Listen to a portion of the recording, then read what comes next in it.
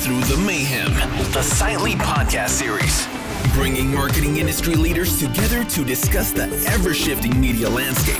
Learn about the ins and outs of real-time marketing, brand safety, influencers, data privacy, technology, and so much more. All from industry experts with real experience, giving you the real answers. Now, let's break through the mayhem. Welcome, everyone, to Breaking Through the Mayhem podcast hosted by Silently. This is the 22nd episode, which is, time is flying. I remember when we did our first. Now we're at 22. Thank you for being listeners. And today we have a really special person with us. Her name's Katie Comerford. She's the EVP of Horizon Next, where she's the Chief of Strategy and also Operations, which I've been practicing saying correctly for the last couple of minutes because it's a lot. So we're definitely going to have to understand what Katie really does with that title. But in terms of Katie, we're really lucky to have her today. I happen to know her very, very well, and there is nothing not authentic about her. She leads with empathy. She's a culture-first leader. And on top of that, I can't say I've ever met somebody who dislikes Katie. Like, I've known her for a long time. I just say her name and be like, oh, I love Katie. Like, there's never a negative. So you are too kind. I apologize for bringing someone to our podcast that's so liked. You know, there won't be much controversy today. So we're going to have a very smooth Breaking Through the Mayhem episode. But to jump in, Katie, tell us a little bit about yourself. Like, how did you end up in your role? Tell us just enough for the audience to learn who you are. Yeah. So I grew up in Dallas. I joke that I'm an advertising brat because my dad was in ad sales and we moved around a whole bunch as a kid. So I can say I'm from Florida and Indiana and Texas, but I'm a Texan at heart and started, my career after going to Texas Tech out in Lubbock, which was awesome. Shout out to the Red Raiders. But I started in Austin at a full service ad agency, kind of stumbled into it. I interviewed really not knowing what media was. And I had an internship with the U.S. House of Representatives, and the opening on the account was a government account and a digital role. So I got the digital job, which thank goodness, because it's been kind of the backbone of my career. I love being in digital. I worked there for a few years on a couple accounts, then ultimately moved to New York, following a mentor who had done the same. And I took a job working in entertainment at an agency, which was super fun, a little strange for my background of performance, and got to do kind of that left brain, right brain of performance meets how big and fun can you get with your media. Worked there for a bit and then ultimately landed at Horizon about 10 years ago. And I've been at Horizon working in the performance side of the house. So lots of clients trying to help drive their business. It's been super fun and it's evolved. I feel like every year is a whole different year. And so it's been great. That's awesome. I didn't think I would ask this, but based on what you just said, what would you tell people your dad did as a kid? Like, cause I feel like I'm going to have to teach my kids this. So oh yeah, you are. How would this go? Like someone would be like, so what's your dad do? And what would be your response? Yeah, I mean, my dad, it depends on if I was being a bratty kid the day you asked me, but when I was mad at him, I would say he sold nothing. You sell air on TV. What is that? And so I think that kind of the karma of making a joke about it landed me in selling pixels or buying pixels on the internet. So no, he worked in ad sales for sports, which was kind of the passion and wanted to be connected to sports teams, but it's a hard job. And as you get older, you're taking clients to games every night, and worked for baseball. So what is that, like 1 billion games a year, each team? And then he'd go back to TV, which was kind of the bread and butter. And so I learned from that. My aunt and uncle were in the agency side, and it was the business. I thought the whole time, I'm never doing that. I'm never going to do that. I thought I'd be an architect or something else. And then ultimately throughout school, you just kind of find that it made sense. And I really loved marketing, and then saw an agency open and I went after it. And now I've been an agency person for my whole career. Wow. That's pretty crazy. In terms of like yourself, I know you're always thinking about your people. It's one of the things that I've always admired from afar, and especially the relationships you keep, even with the ones that are not currently working with you. Like, how do you make time for so many people? And what do you think are the qualities that you try to lead with that create such a fostering relationship? And then on top of that, as you think through that, how do you teach other people to be the same way? Yeah, I so throughout my career, I've worked with a couple different mentors. Recently I was asked to define, as I've taken this new role, like define the values you come to the table with, because I've struggled with that imposter syndrome a bit. And one of the values that rose to the top was like that authenticity. And so I know when I go into a room, I'm not going to show up in a way that is not authentic to me. And so how do I do that, but level that up? And so that's kind of been a key driver in the way I try to approach everything. And that's the way I show up with clients, show up in meetings internally, but more so kind of the way I am with my team members. And so I think about that when I join one-on-one calls or in person, and just like, okay, authentically, what is the way I need to help solve a challenge, or at least, be a sounding board, and try to show up in a way that is authentic to me, but also what that person needs. And so understanding how they're motivated, what their challenges are, pushing them to succeed, but doing it where I can think through things and give the advice I'd give as me, and not, okay, what would so-and-so say? Or what would I want to hear right now? And I think there are times I do it better than I others, and others I notice, like, I'm super stressed, I'm not listening. I know I wasn't listening. I'm thinking about the things that I have on my to-do list. And so I try to keep myself in check with, you have to show up as a human. We're all humans outside of the office and inside too, but we're all human, and people need different things. And so authentically, I can only do that as Katie. I can't do it as, my boss is going to be different and the person below me is going to be different. And so I think it has to be led with authenticity, and kind of that's probably my number one value. I think the second is drive. I want to do good work. I want to be surrounded by people who want to do good work. And so it's what I will give to my team, but what I also expect of my team. And then having that as your baseline really kind of allows you to not only show up and be supportive, but also have those direct conversations when somebody isn't performing of all right, I've set that as my benchmark. You're not delivering. So what is it? What's going on? What's going on in your world? What do you need from me in order to succeed? And all right, now here's what I need to see from you. And so I think kind of creating that two, the drive and the authenticity, I would say, are the two values that kind of bubbled up for me in this discovery. But they've been there all along. I just put the definition behind them recently. So I think, those are kind of the areas I'd focus on, and really making sure that people below me, as they think about becoming leaders, think about what their values are. But I would say authenticity probably is going to show up for everyone.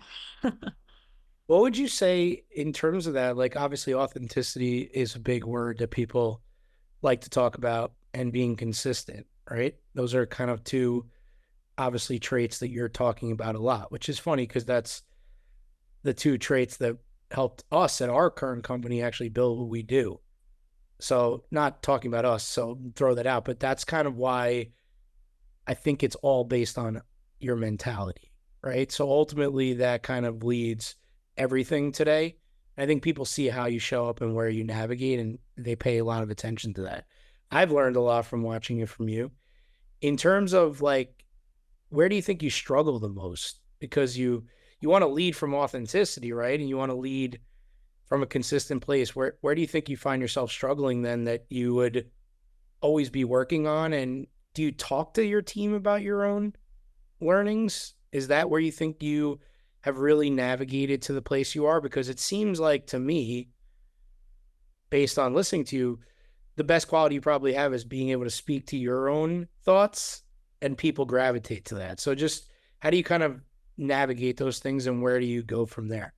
That's actually a great question, because I think sometimes I think I'm a little too open on where I show up imperfectly.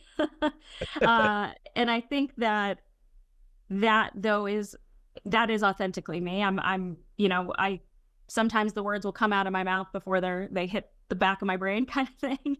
And so I do think that I can be direct with my team members, both in the ways that I can help coach and guide them, but also in the way that I've shown up. I also think that when you create the relationships with people where you have a personal connection, and that can be professional, I don't need to know things about their life, but I know that we can treat each other as humans and they can see me as a sounding board. That door is open for feedback in both directions, which is wildly valuable.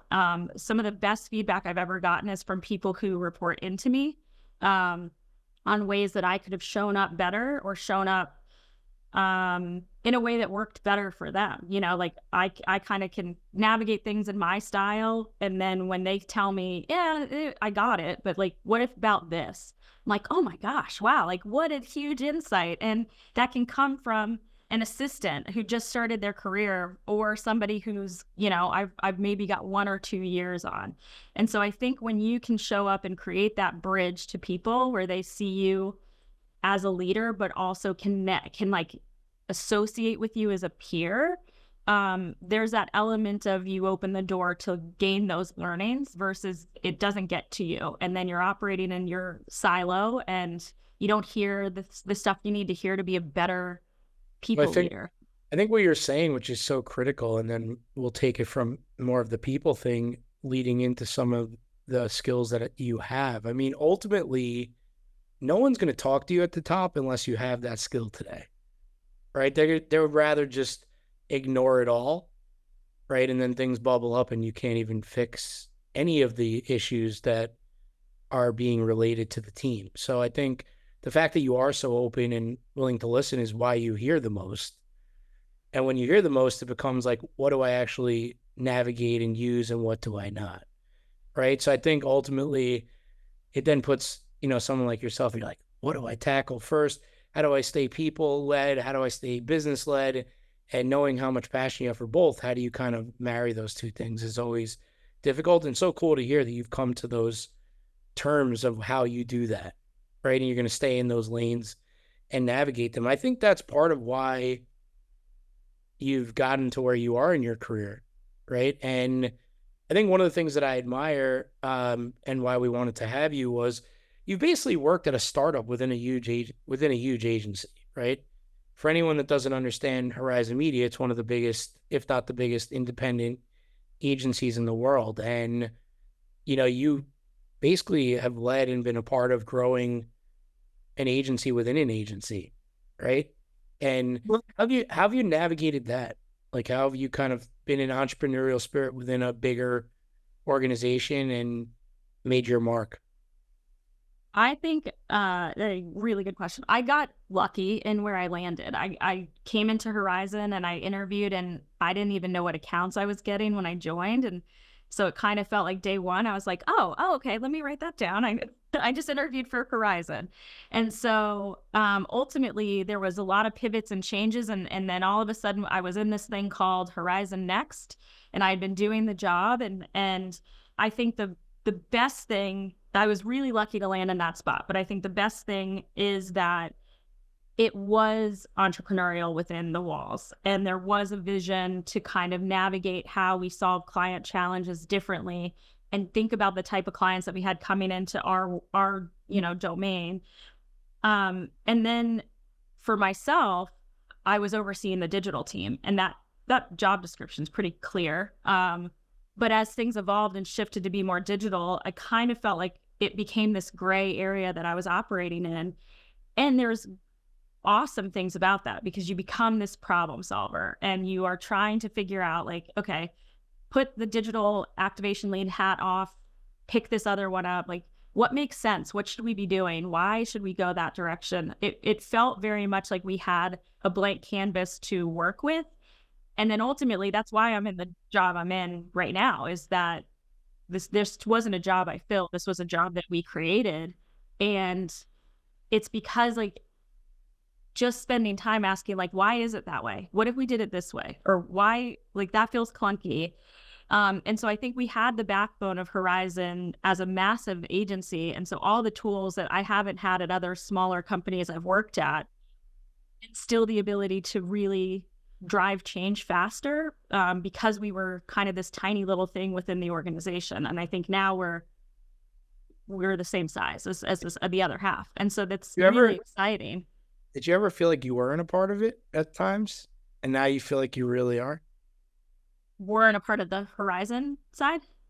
A little, but I honestly think we benefited from like, okay, let's try this. Like they're doing that. That's a really good case study, and that was kind of cool to get to see. Of like, and there's resources to talk to. I've learned a ton from the people on that side of the house of, you know, like what are they doing that's different? And I think we have really good sounding board. So we're involved in some stuff over there. They're involved in some stuff over here. And so it is the best of both worlds. And I lucked into it by just not caring about what client I took the job for. I knew I wanted to be at an independent shop. I liked Bill's vision. I loved the people I met. And so I jumped in, and now it's kind of been like, I've gotten to design something in a spot that is established. You don't get that in most jobs. Is that why you want to tell your story more now? You're starting you're starting to feel like, listen, you know what I did? Do you know who Katie Comerford is? Is that why you want to get out there more and tell your story, and make an impact for others to do the same thing? Possibly. I think, yeah. I mean, I've gotten, there's moments where I'm like, am I just a lucky idiot, or did like I think there's the number one quote we're going to put out there. Yeah. The lucky idiot. Yeah. Lucky idiot. No, I think truthfully, it's like, I know I'm a hard worker. I know those are foundational elements to me as a human, that I want to do really good work. I love leading and managing people. And so I put a lot of effort into that. And I think I've just stopped trying to fit into the box. Like I've stopped trying to say my job is this and it's not that. And there's a long running joke with my boss of like, I've never had a job description. And so when we created this job, he wrote it out and gave it to me. And he's like, it only took 9 years. And even now I don't ever look at it, because what does it matter? I want this place to be good. I want to do good work for our clients. And so if there's a task that comes down that we got to figure out, let's figure it out. Like, does it matter if it's my job or theirs? No, let's just figure it out. So I think I would say there's an element of being the lucky idiot and the element of being, I work really hard. And I think those people who can do that, take advantage of the things that come their way and navigate it, can be successful wherever they go. I mean, I think that's so cool, because sometimes, like, if you don't self-reflect, or you don't give yourself a moment to have a trophy, and because not everyone else is going to give you the trophy you could give yourself, you know? But I think ultimately, as you start to unlock that feeling, it's important. You know, I talk a lot about celebration, right? As a leader. And I think the problem is, a lot of people think if you prematurely celebrate, then you will never get to the end line. But then it's like, well, what is the end line at some point? So I feel like it's important, you know, listening to you kind of want to see an impact on others for the future. You want to see an impact on your clients, but also feels like you're finally saying, I got to see the impact on myself, right? Which I think is super cool. So how do you get to a place now that you understand that you want to celebrate more as you kind of grow into the next phase of your career? Yeah, I think there is an element of client services businesses that are tough, that, you know, there isn't a lot to celebrate every single day. I think there are days I feel like I just run around and fix that problem, fix this problem, you know, and that's come out of the week and you're like, oh my gosh, my apartment's a disaster. I haven't cooked a meal in 7 days because I've just been so into it, that I think like ultimately, like I saw this thing the other day that I was like, wow, that really resonates in such a strange way, but we're not getting out of this alive. We have one life, and I want to enjoy the 5 days a week that I'm working, sometimes 6, sometimes 7 based off the challenges. But like, if we're not liking what we do, it is going to be a very miserable existence. And sometimes you can't control everything. So the only thing I can control is my mentality of it. And so I try to leave each day with a little bit of like that self-reflection, because I need it, where, man, super negative today, like got to get out of that. Tomorrow, let's try again. But also like what were the wins? And I worked with a coach who was focused on kind of burnout. And the best part of that, which was a very like, it was a lot of intense, like figuring yourself out, and what's your head trash was a lot of the conversation of what's the stuff that you put on yourself. There was a lot of like, but how does it serve me? Why am I hanging on to this stuff? Because it gives me a benefit. So if I'm taking on I'm so stressed, and I'm keeping it because being stressed is of value to me. Look how busy I am. Look how important I am, And so I think you have to start to kind of let go of the things that you can't control, and celebrate the things that you can. So one of the things I implemented, which is a little crazy, I'm the person who, if it's one task, I'll break it down into 5 things so I can check the box on all 5. So now I have a to-done list. So what did I get done? Because there are days I just run to meetings and I'm back-to-back calls, and it doesn't feel like I accomplished a whole lot. But I did. And I have to kind of celebrate those small things so I can see that the day wasn't a waste. No need to be negative about it. The output was the output. Now go into the next day with the lessons you learned and do it all over. So I think it's like the to-done list thing has been helpful to me, and it's silly, but I love it. And I also think like celebrate like small things. Idiot. Yeah. The lucky idiot and the to-done list. Yeah. All this great advice I'm giving you. I know. I'm gonna be describing myself in a very different way post this episode. But going back to the celebration thing, sorry for cutting you off at all there, but like, how do you celebrate? Is it just telling yourself like, I was great today? Is it someone else telling you? Like, which kind of matters more to you? Yeah. I think, and this actually came out of a conversation you and I had of motivations of people. You said you're a person who appreciates recognition. And I was like, oh, you're right. Like it hit. And then I was like, no, you're right. I do need that. But it doesn't always have to be the trophy, the award thing. There are just times I need someone saying, hey, that conversation helped. Like, great. Thank God. Because it's awesome. It's all I needed. That 30-minute meeting, that's my win for today. Nothing else. And so for me, the way I celebrate is like, I love to champion my team. We have on our team's channel across the department a good news. And that good news can be someone had a baby. That good news can be this campaign launched and they got it done on time against all odds, or the smallest things. And so I think celebrating those little things is so important. Like didn't leave the weekend last week without, hey guys, to all the people running the New York City Marathon, that's your celebration. Go have fun with it. Like just celebrating those small things. Me personally, I'm done. I sign off, close the laptop, and that's a celebration in and of itself. Like, and I am not opening it until this time. But I think it's hard. Like, as you said, I mean, listening to you, you have so much heart for others that I think I wanted the audience to learn, as I've gotten to know you over the years, how you learn to love yourself in the role, because ultimately you can't give back to anyone if you're struggling. That's why I did give you the recognition advice. Sorry. That's a good one. But like, you just want someone to say thank you too, like the other way too. Like sometimes when you're in a leadership role, it always feels like you're giving and you're getting nothing back. So like, it's hard to know.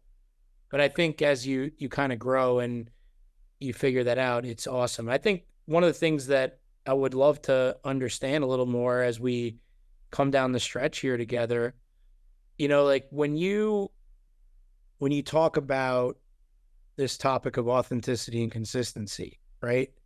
And you think about yourself, don't you feel like you become a better marketer also as you learn more about yourself?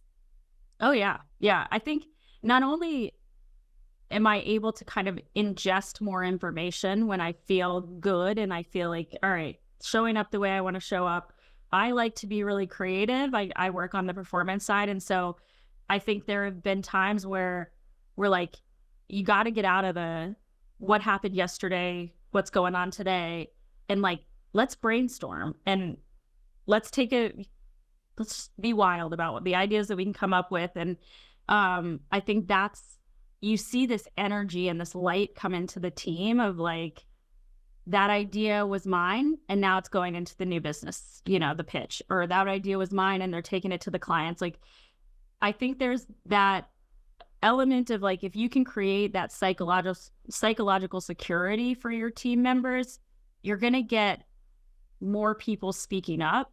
And I think that's something that I've struggled with, especially growing into the leadership role of like the seat at the table. Like for me, I'm the same person I was, forever.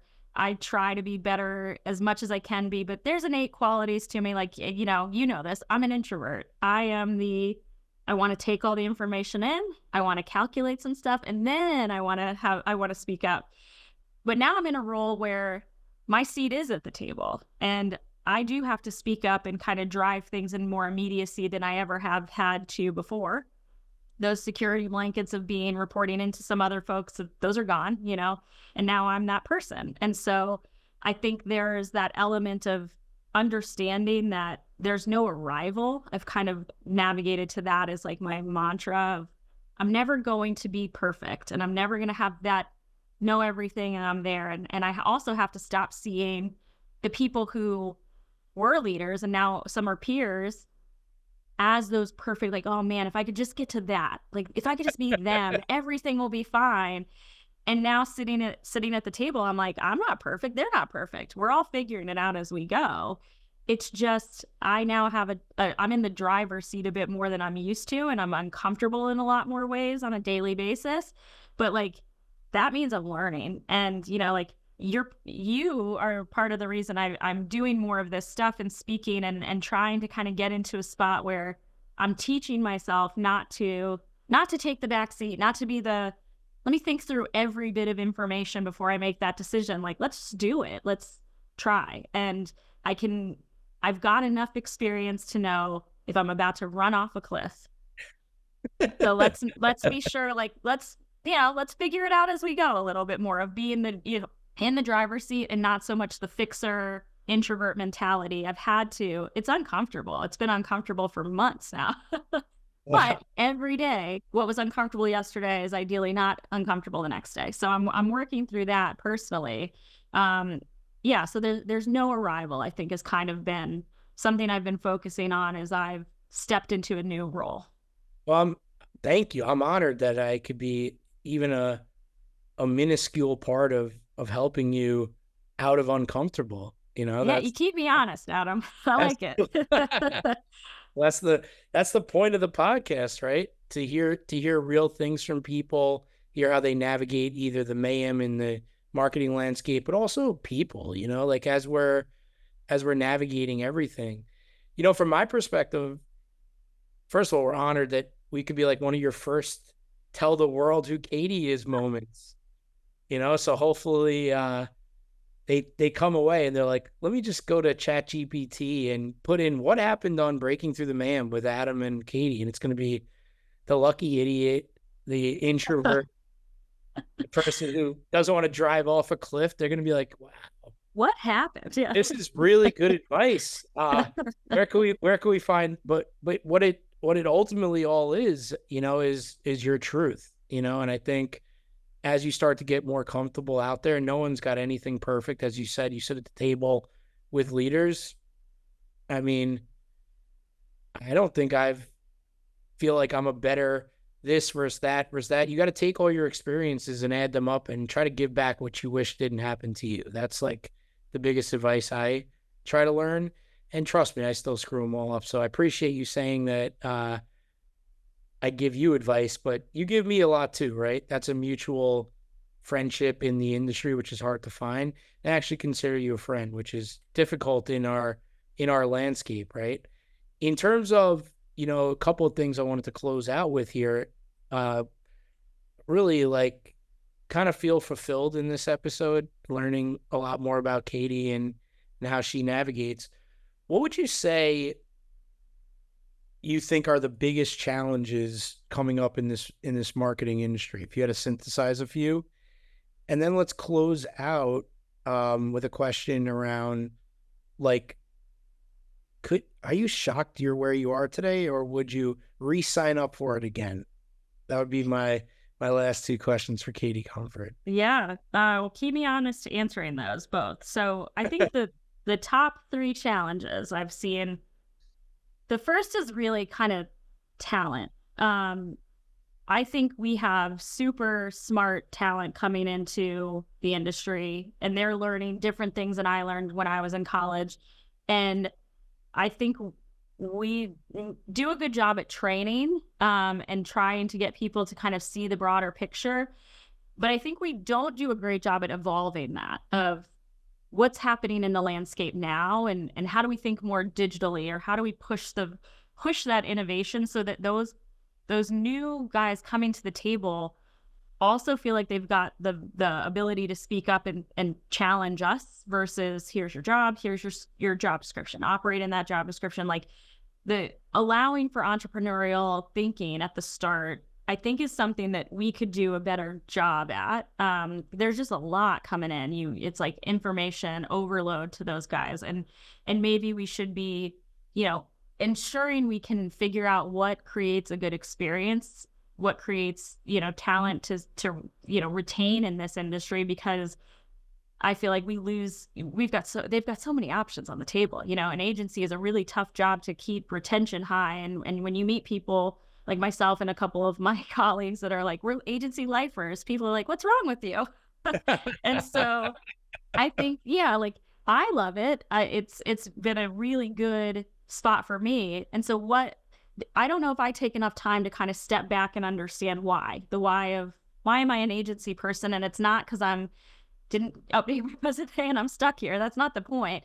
But it's like, what it created that space for me to want to be in this and know it's different from a sales job or the tech side or the client side. Like, how do we find those people and retain them and actually give them kind of like something to navigate and find fruitful for themselves, versus, well, I loved it because of this, and so you'll love it because of that. Like, it could be a lot different. So I think there's the talent training and retention is a big challenge, and it's different all the time with the types of people coming into the agency world. I think service and automation is a huge piece of the puzzle right now. There are ways that we can be more tech forward. There are ways we can reduce things that are time suck and just don't add value. And how can we make sure, when we have the people assigned and we're looking at the human aspect to our roles, how are you up leveling what the deliverable is and using our brains versus churning out work? And I think there's a lot to be done in the industry there, not just in my world, but I think holistically, in the expectation setting that we have with clients of, how are we going to move things fast, and then what's on us to do and what's on them to do, and kind of coming together to make sure we're as automated as we possibly can be, so that we're more insightful than we ever could be, by taking those tasks off the plate. And then I think it's a crowded space. Like, we really are an industry where what is proprietary is not all that unique. Like, there's places where there is a lot of like-minded things coming out, and you're talking to a lot of vendors, and we're thinking about consolidation, but also being innovative and trying to figure out how to navigate those challenges, and doing it in a way where we're, talking to vendors and being direct about what we need to see and what our challenges are. And I think we've lost that transparency of it in the industry, where, we meet with someone and I don't know if that's really all that unique or if I want to test it, but I don't want to spin people's wheels. Like, I want to say, that's great, but what if it was this? You're here, what if it was that? Or, you know what, that's problem number 5 for us. we got to solve problem 1 and 2 before we can even be, mindful of that. And I don't think we're as clear about that. I also don't think we give that training to our team members of like how to develop those relationships and how to navigate. You're going to have 50 vendors coming at you. They're all people and they all have a job and a responsibility too. And so understand it, but be honest and tell them what's going on versus you put them on an RFP and then it's not going anywhere. Like we have to figure out a better way for the sales side and the agency side to collaborate so that we can be innovative versus kind of just get stuck in this cycle of, meetings where people weren't paying attention or they couldn't because they're so burdened with work. So I think that's a huge thing in my perspective of the things that have to evolve so that everybody gets better. I love that. Wow. I think you basically stole the show with that answer. I mean, from somebody on the sales and tech side, I completely agree with that. Like, you see team members go in and take meetings and no one ever tells them anything. So it's like, how does anyone improve in those scenarios? And then also all the other things that you're thinking. I mean, couldn't agree more. So what do you want to leave the audience with as we walk away here? Like, if they were to, where's Katie going to be in a few years? What's kind of next steps, and where do you think you want to leave your last note here? I would be shocked if I wasn't at an agency in a few years from now, but I think the world is changing so rapidly that it's so hard to predict what the problems on the table will be. And I feel that about every 6 months in this job right now. But I think that I love managing people and I love coaching and trying to make sure people feel valued in their role. Because corporate, you go on TikTok for 5 seconds, they're going to, be all over you about corporate being kind of a nightmare. And I don't think it has to be that way. I want to work with good people. I want people who are driven. I want to also show up exactly that way to the people who work with me and for me. And so I think just being a human is hopefully that's what I'm doing in a few years, and staying optimistic about all these things that are on my plate. I think being part performance focus and part, the balance of left brain, right brain is critical as we think about the future state of advertising. I don't know. Lucky idiot, I guess. Lucky idiot. Well, we'll close there. Thank you so much, Katie, for joining us for the 22nd episode of Breaking Through the Mayhem. We're honored that you wanted to put yourself out there and be with us first, which we appreciate. And I'm sure we'll be seeing you everywhere after this. I think this will come out and all of a sudden you'll be on every panel, every talking opportunity, and we'll be the little guys one day, but we're super excited to have helped you get out there. And I think the audience, the amount you could learn from your navigation and empathy and the way that you try to understand others is something to be admired. So thank you for being on the show, and we'll see you soon. Yeah, thank you, Adam. Hi, I'm Hannah, one of the producers for Sightly's Breaking Through the Mayhem podcast. We want to thank you so much for listening to the show. If you want to learn more about the guests we had on today, we included additional information about them in the show notes. Finally, if you'd like to be on the podcast, or if you know someone that would make a great fit, you could fill out the form at sightly.com/podcast. We hope you have a great day.